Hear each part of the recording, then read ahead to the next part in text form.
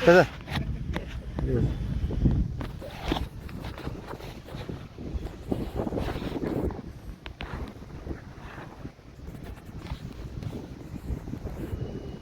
नमस्कार, मी प्रभाकर लोंढे, खडतर प्रवास वर्तमानपत्राचा तथा खडतर प्रवास यूट्यूब चॅनलचा मुख्य संपादक. आज आपण टचिंगचा व्यायाम कसा करायचा हे शिकवणार आहेत. आणि टचिंगमुळं शरीर किती पिळदार, लवचिक आणि लवचिक झाल्यानंतर किती आराम मिळतो. म्हणजे आपल्याला ज्या ज्या वेळेस एखाद्या वेळेस समजा आपल्या दोन्ही पाय असे फाकवले गेले तर आपल्या या शिरेला त्रास होऊ नये. आणि समजा घसरून जरी पडला तरी आपला बचाव झाला पाहिजे. कारण हे सराव असला की आपल्या शिरेला ताण येत नाही. आणि सराव जर नसला तर 100% आदू होणार, तुम्ही 101% अपंग होणार. म्हणून जर अपंग व्हायचं नसेल, एखादं संकट आपल्यावर आलं तर त्याच्यामधून जर बचाव करायचा झाला तर टचिंगचे व्यायाम करा. टचिंग झाल्यामुळं आपलं शरीर अत्यंत चांगल्या पद्धतीनं कसंही लवत आहे.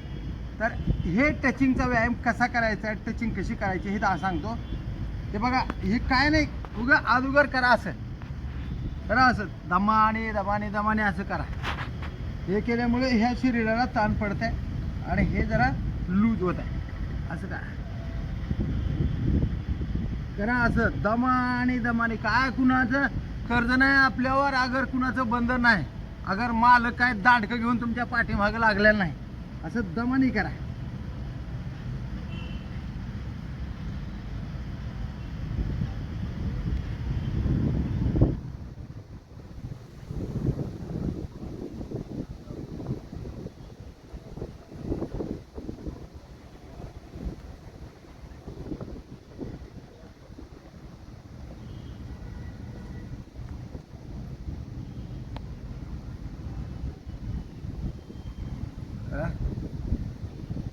हे पाय करा, ठीक आहे.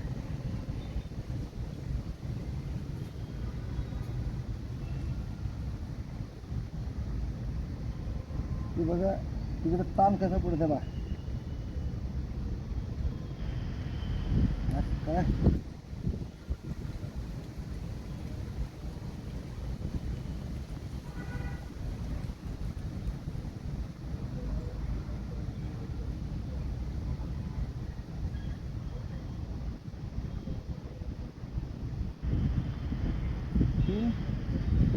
अशा पद्धतीने लूज झालं पाहिजे. पुन्हा हे इथं घाला. तर काय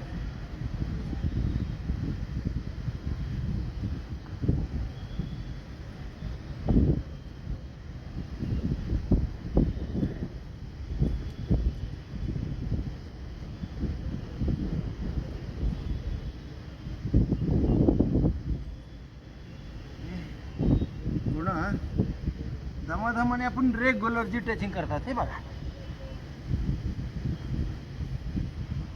अगोदर असं करा, करा असं, असं करा, असं करा, असं. हे रेग्युलर टचिंग करीत करीत करीत हे लूज होत आहे.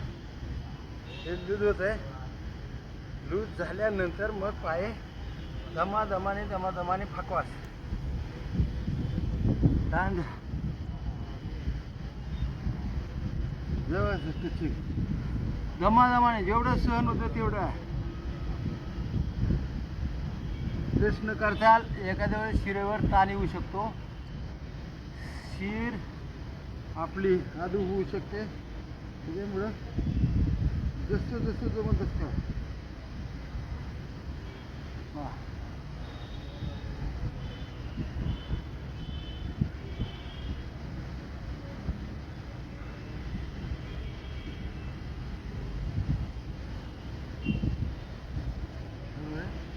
ठीक आहे ना.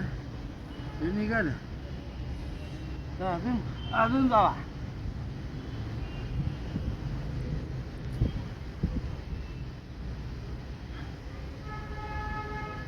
काय नाही, रेग्युलर थोडा थोडा सराव केला की 100% तिथंच होत. 6 महिन्यामध्ये हे केलं मी. 6 महिन्यामध्ये तुम्ही सुद्धा करू शकता. आता बघा, आपल्याला इथं ठेकायचंय. तर इथं टेकण्यासाठी काय करायचंय, तर करा असं दमाने दमाने जा.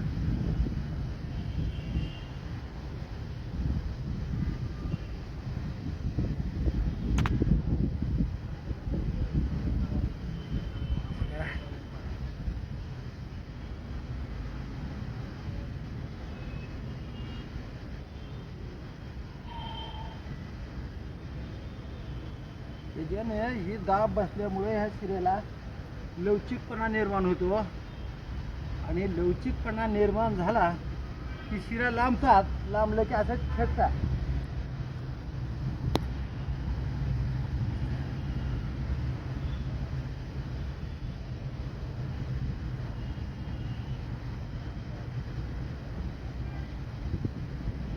ही धरती माता आहे.